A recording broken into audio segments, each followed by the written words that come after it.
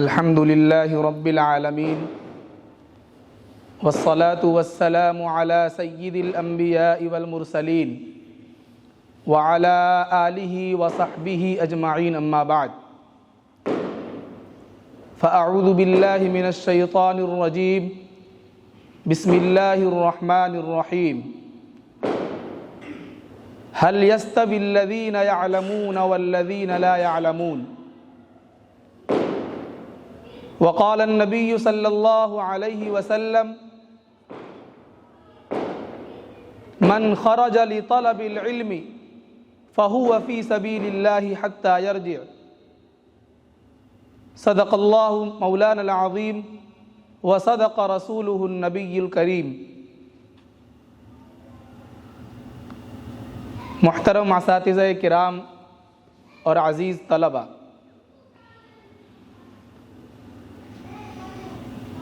حضرت ناظم صاحب کے حکم سے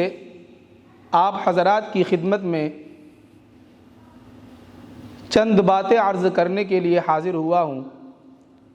اللہ تبارک و تعالی مجھے صحیح بات کہنے اور ہم سب کو اس پر عمل کرنے کی توفیق عطا فرمائے۔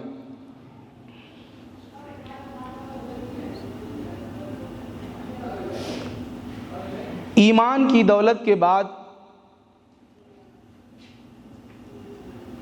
علم کی دولت اس معنی کر سب سے اہم چیز ہے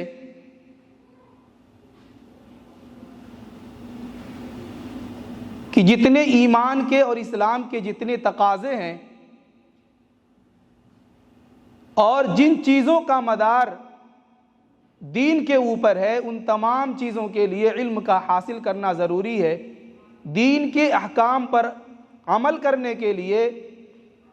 علم کا حاصل کرنا از حد ضروری ہے۔ بغیر علم کے دین کے تقاضوں پر کما حقہ عمل کرنا ممکن نہیں ہے۔ چنانچہ حدیث کی کتابوں میں بخاری شریف جو اصح الکتب بعد کتاب اللہ کہی جاتی ہے، اس کے اندر امام بخاری رحمۃ اللہ علیہ نے کتاب الایمان کے بعد فوراً بعد کتاب العلم کا ذکر فرمایا اور علم کے متعلق احادیث کو ذکر فرمایا، اس بات کی طرف متنبہ کرنے کے لیے کہ جس علم کو ہم حاصل کرنے جا رہے ہیں، جن مسائل کو، جن احکام کو ہم سیکھنے جا رہے ہیں، اس کی فضیلت اور اہمیت ہمارے ذہنوں میں اور ہمارے دلوں کے اندر ہونی چاہیے۔ جب کسی چیز کی اہمیت اور عظمت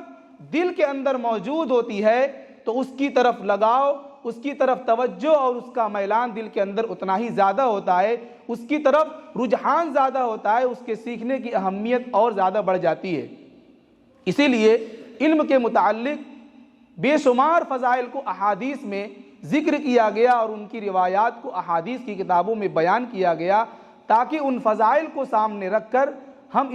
اس علم دین کو حاصل کریں اور دین کے مسائل کو سمجھنے کی کوشش کریں، تاکہ ان فضیلتوں کے پیش نظر ہمارا یہ دین کا علم سیکھنا دین کی خاطر ہو اور دین کے مقصد کی خاطر ہو۔ علم دین اللہ تبارک و تعالیٰ کے نزدیک بہت عظیم اور افضل چیز ہے، اسی لیے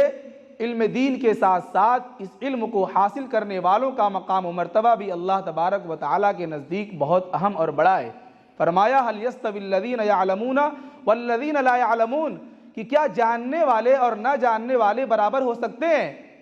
یہ ایک سوال کا انداز ہے، یہ استفہام اور استفہام انکاری اس کو کہا جاتا ہے۔ یعنی سوال کا مقصد یہ نہیں ہے کہ سوال کیا جا رہا ہے، کسی سے پوچھا جا رہا ہے، نہیں، بلکہ اس کے ذریعے اس چیز پر نکیر کرنا مقصود ہے کہ ہرگز جاننے والے اور نہ جاننے والے برابر نہیں ہو سکتے۔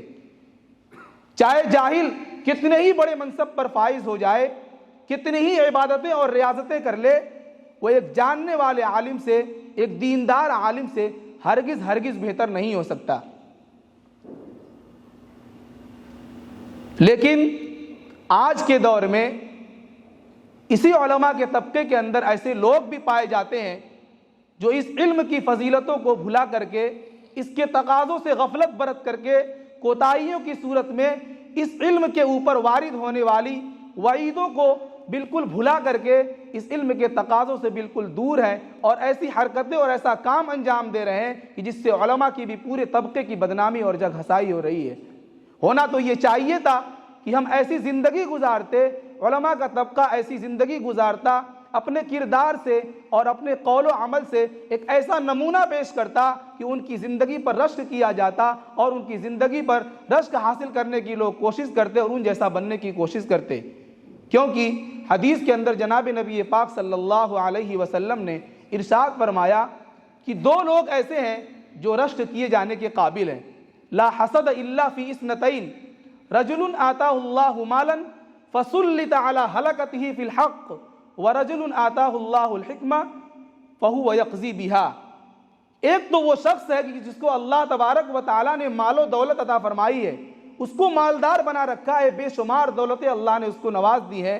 اور وہ شخص اس دولت کو دین کے اور نیکی کے کاموں میں خرچ کرتا ہے، خیر اور بھلائی کے راستوں میں خرچ کرتا ہے، تو وہ شخص رشک کیے جانے کے قابل ہے کہ کاش کہ اللہ تبارک و تعالیٰ ہمیں بھی مال و دولت عطا کرتے، ہم بھی اس کے جیسے دین کے راستوں میں اس دولت کو قربان کرتے، اس دولت کو لٹاتے۔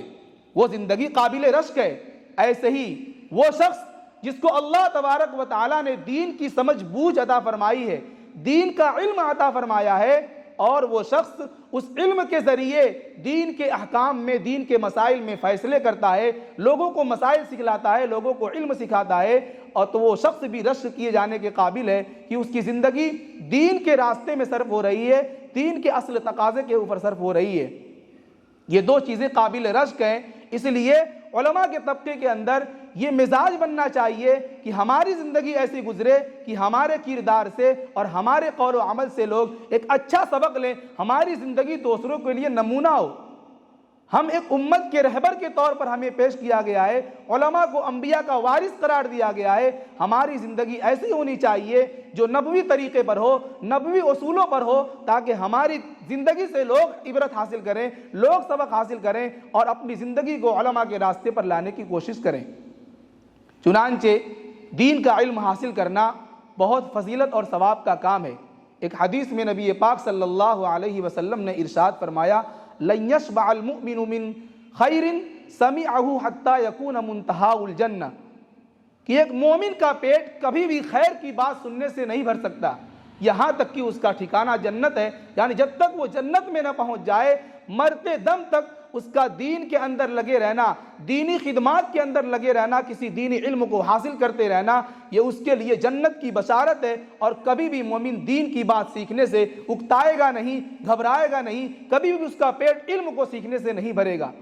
یہ علم کی فضیلت ہے کہ اس میں جنت کی بشارت عطا کی گئی ہے۔ ایک دوسری حدیث میں نبی پاک صلی اللہ علیہ وسلم نے ارشاد فرمایا، من خرج لطلب العلم فهو فی سبیل اللہ حتی یرجع، کہ جو شخص علم کو حاصل کرنے کے لیے، علم دین کو حاصل کرنے کے لیے اپنے گھر سے نکل کر کے سفر کرے، سفر کر کے دوسری جا کر کے علم حاصل کرے، تو وہ تب تک اللہ کے راستے میں مجاہدین کی طرح شمار ہوگا جب تک کہ وہ گھر لوٹ کر نہ آ جائے۔ کیوں؟ اس لیے کہ جس طریقے سے مجاہدین اللہ تبارک و تعالیٰ کی راستے میں نکلتے ہیں، اللہ کے دین کو زندہ کرنے کے لیے، اعلاء کلمت اللہ کے لیے اپنا سب کچھ قربان کر دیتے ہیں، حتیٰ کہ اپنی جان بھی اللہ کی راہ میں نچھاور کر دیتے ہیں، ایسے ہی یہ طالب علم بھی اس دین کو حاصل کرنے کے لیے، اس دین کو زندہ رکھنے کے لیے، اگلی نسلوں تک اس دین کو پہنچانے کے لیے اپنا سب کچھ قربان کر کے اپنے گھر سے سفر کر کے دوسرے دور دراز کے راستوں میں، دور دراز کے مدرسوں میں پہنچتا ہے، تو وہ بھی ان مجاہدین کی طرح ہے، اس کا ثواب بھی انہی مجاہدین کی طرح ہے۔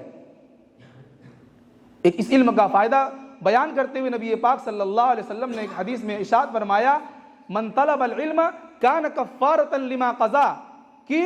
جو شخص علم کو حاصل کر لے، یہ اس کی پچھلی تمام لما مضى، اس کی پچھلی تمام گناہوں کا کفارہ بن جائے گا، چاہے وہ صغیرہ گناہ ہو چاہے کبیرہ گناہ ہو۔ کبیرہ گناہ بئی طور معاف ہو سکتے ہیں کہ اس شخص کو اس علم کی بدولت، اس علم دین حاصل کرنے کی برکت سے توبہ کی توفیق نصیب ہوگی، اور اس کے بدلے میں اللہ تبارک و تعالیٰ اس کے تمام گناہوں کو معاف کر دیں گے۔ تو گویا اس علم دین کو حاصل کرنے میں جنت کی بشارت بھی ہے، اور اسی طریقے سے جنت کے ساتھ ساتھ اس کو نبی پاک صلی اللہ علیہ وسلم نے گناہوں سے بخشش کا پروانہ بھی عطا فرمایا ہے، اور مجاہدین کی جیسا اس کو بدلہ اور مجاہدین جیسا درجہ اور مقام و مرتبہ بھی اس کے لیے بیان فرمایا ہے۔ علم دین بہت اہم چیز ہے، اس لیے اس علم دین کو حاصل کرتے ہوئے اپنی نیتوں کو بھی درست رکھنا چاہیے کیوں؟ اس لیے کہ یہ دین کے لیے ہم حاصل کر رہے ہیں، تو اس کے اندر اللہ تبارک و تعالیٰ کی رضا اور اخلاص سب سے اہم چیز ہے۔ اس لیے کہ اگر ہم ریا کے طور پر کسی کو دکھلانے کے لیے یا دل کے اندر کوئی اور نیت رکھ کے، دنیاوی نیت رکھ کے علم دین کو حاصل کریں گے تو یہ علم دین ہمارے لیے بجائے نفع کے نقصان اور وبال کا سبب بنے گا۔ ایک بہت مشہور حدیث ہے کہ 3 حضرات کو کل قیامت کے دن میدان محشر میں اللہ رب العالمین کے سامنے پیش کیا جائے گا، جن میں سے ایک قاری قرآن اور علم دین کا سیکھنے والا بھی ہوگا۔ اس سے کہا جائے گا کہ تم نے دنیا میں علم حاصل کیا؟ وہ کہے گا ہاں، میں نے اللہ تبارک و تعالیٰ کی رضا کے لیے علم دین حاصل کیا اور لوگوں کو سکھلایا۔ اس سے کہا جائے گا تم جھوٹ کہتے ہو، تم نے یہ دین اس لیے حاصل کیا تھا تاکہ تمہیں قاری کہا جائے، تمہیں عالم کہا جائے، اور دنیا میں تمہیں قاری اور عالم کہا جا چکا۔ اور اس کے بعد اللہ تبارک و تعالیٰ فرشتوں کو حکم دیں گے کہ اس کو منہ کے بل گھسیٹ کر جہنم میں داخل کر دو۔ کیوں؟ اس نے علم دین حاصل بھی کیا، دوسروں تک پہنچایا بھی، لیکن نیت کے اندر فطور ہونے کی وجہ سے، نیت کے اندر کھوٹ پائے جانے کی وجہ سے اس کا وہ علم اس کے منہ پر مار دیا جائے گا، اور اس علم کی کوئی وقت قیامت کے دن نہیں ہوگی۔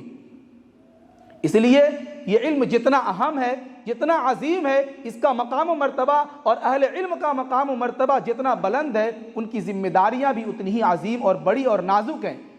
جہاں چھوٹی سے چھوٹی باتوں پر طرح طرح کی بشارتیں اور بے شمار فضائل بیان کیے گئے ہیں، وہیں اس علم دین کے تقاضوں پر عمل نہ کرنے کی صورت میں اور اسی طریقے سے اپنی ذمہ داریوں سے پیچھے ہٹنے کی صورت میں اللہ تبارک و تعالیٰ کی طرف سے اور نبی پاک صلی اللہ علیہ وسلم کی طرف سے وعیدیں بھی وارد ہیں۔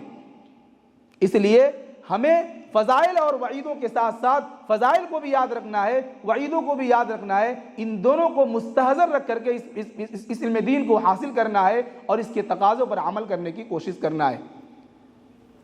علماء کو انبیاء کا وارث قرار دیا گیا۔ ایک حدیث میں نبی پاک صلی اللہ علیہ وسلم نے ارشاد فرمایا، انما العلماء ورثۃ الانبیاء وانما لم يورثوا دینارا ولا درہما بل ورثوا العلم فمن اخذه بحظ وافر، کہ علماء انبیاء کے وارث ہیں، اور انبیاء کرام کی وراثت دینار اور درہم اور روپیہ اور پیسہ نہیں ہے، مال و دولت کے انبیاء نے وارث قرار نہیں دیا ہے۔ انبیاء کی وراثت علم ہے، انہوں نے علم کا وارث قرار دیا ہے، تو علماء کو انبیاء کا وارث جو قرار دیا گیا، اسی علمی وراثت کی بنا پر جو شخص اس علم کو حاصل کیا، گویا اس نے خیر کثیر کو حاصل کیا، بہت بڑا حصہ حاصل کر لیا۔ اس لیے اللہ تبارک و تعالیٰ نے ہم سب کو جو یہ قیمتی موقع فراہم کیا ہے، اس علم دین سے جو جڑنے کا سلسلہ فراہم کیا ہے اور اس علم دین سے جوڑا ہے، ہم اس کی عظمت کو اور اس کی اہمیت کو پہچانیں، علم کی اور علم دین کی اہمیت کو پہچانیں۔ نبی پاک صلی اللہ علیہ وسلم نے ہم کو زندگی گزارنے کا ایسا لاجواب نسخہ بتایا ہے کہ اگر ہم نبی پاک صلی اللہ علیہ وسلم کے فرمان کے مطابق اپنی زندگی کو گزاریں تو دنیا اور دنیا کی تمام چیزیں ہماری نظر کے اندر معمولی اور گھٹیا محسوس ہوں گی، اور دنیا کی تمام چیزیں خود بخود ذلیل ہو کر کے جو ہے دین پر چلنے والوں کی ان کے قدموں میں آ کر گر پڑتی ہیں۔ آپ کے سامنے بہت ایسے بزرگوں کی مثالیں موجود ہیں کہ جنہوں نے اپنا سب کچھ دین کے لیے قربان کیا، اپنے آپ کو دین کے لیے وقف کیا، اللہ اور اس کے رسول کے احکام کے مطابق اپنی زندگی گزاری، دنیا اور دنیا کی دولت کے چکروں میں نہیں پڑے، دنیا ان کے سامنے ذلیل ہو کر آئی، لوگوں نے ان کو اپنے سروں پر بٹھایا۔ آج بھی ایسے لوگ بکثرت پائے جا رہے ہیں، بکثرت موجود ہیں کہ جن کی دنیا اپنے سروں پر بٹھائے ہوئے ہے اور دولت ان کے قدموں میں ذلیل ہو کر آتی ہے۔ اس لیے صرف دولت کے چکر میں پڑنے سے دولت مل جانا یہ کوئی گارنٹی کی چیز نہیں ہے کہ ہم اگر عصری علوم حاصل کر لیں اور عصری علوم میں مہارت پیدا کر لیں، اعلیٰ سے اعلیٰ تعلیم اور اعلیٰ سے اعلیٰ ڈگری حاصل کر لیں تو ہمیں کوئی بہت اعلیٰ ملازمت مل جائے، بہت سارا پیسہ اور مال و دولت مل جائے، اس کی کوئی ضمانت اور کوئی گارنٹی نہیں ہے۔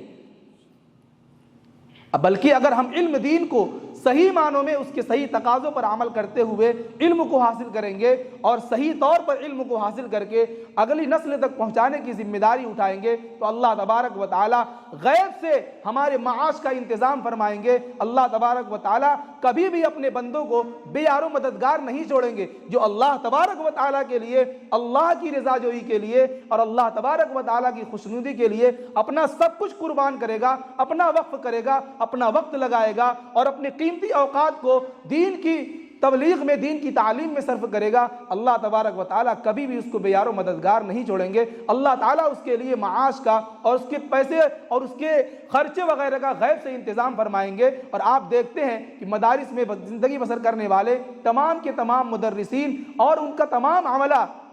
بہت خوشحال زندگی گزارتے ہیں، چاہے ان کی دولت اور ان کی جو تنخواہ ہے وہ تنخواہ اپنے موجودہ زمانے کے اعتبار سے، عصری تعلیم گاہوں کے اعتبار سے یقیناً کم ہے، بہت کم ہے، لیکن اسی میں اللہ تبارک و تعالیٰ ایسی برکت عطا فرماتے ہیں کہ جو اور روپیوں پیسوں میں، دنیا کی اور دولتوں میں وہ برکت عطا نہیں ہوتی ہے۔ اور اسی طریقے سے اللہ تبارک و تعالیٰ اس علم دین کی برکت سے ایک مسلمان، ایک عالم دین کے اندر قناعت کی اور اسی طریقے سے رضا بالقضاء کی صفت اللہ تبارک و تعالیٰ عطا فرماتے ہیں کہ جو کچھ بندے کو مل جائے اسی پر وہ راضی ہے، اسی پر وہ قانع ہے کہ اللہ تبارک و تعالیٰ نے میرے مقدر میں اتنا ہی لکھ رکھا تھا، اس لیے وہ قناعت کی صفت سے متصف ہونے کی وجہ سے بھی شکوہ شکایتوں سے محفوظ رہتا ہے اور اسی میں ہنسی خوشی اپنی زندگی گزار دیتا ہے۔ یہ اللہ تبارک و تعالیٰ کی طرف سے ایک طرح سے اس کی مدد ہوتی ہے کہ وہ اتنے خرچ کے اندر اپنی پوری زندگی بسر کرتا ہے، اپنی فیملی کی اور اپنے اہل و عیال کا خرچ چلاتا ہے، یہ اللہ تبارک و تعالیٰ کی طرف سے اس کا انتظام ہوتا ہے۔ اس لیے صرف یہ سوچ لینا کہ اس دینی علم کو حاصل کرنے میں معاش کا اور دولت کا ہمارا مسئلہ بہت بھیانک ہوگا اور ہم اس معاملے میں بہت پیچھے رہ جائیں گے، یہ بہت بڑی بھول ہے۔ اللہ تبارک و تعالیٰ اپنے بندوں کو کبھی بھی بے سہارا اور بے یار و مددگار نہیں چھوڑیں گے۔ اس لیے ہم اس مدرسے کے اندر جو علم دین حاصل کرنے آئے ہیں تو اپنی علم دین حاصل کرنے کی نیت سے جو آئے ہیں، نیت کے اندر اخلاص اور اللہ تبارک و تعالیٰ کی خوشنودی ہونی چاہیے، نیت صاف ہونی چاہیے۔ اگر نیت کو درست رکھیں گے تو اللہ تبارک و تعالیٰ اس نیت کی برکت سے بڑے بڑے کام لیں گے اور اللہ تبارک و تعالیٰ اس علم کی برکت سے ہمیں مالا مال فرمائیں گے۔ اس لیے ہم مدرسے میں آئے ہیں، علم دین حاصل کر رہے ہیں، اپنے پورے وقت کو علم کے اندر لگائیں، اپنے وقت کو صحیح مصرف میں استعمال کریں، نمازوں کی پابندی اور سنن و نوافل کا اہتمام، اور اس کے ساتھ ساتھ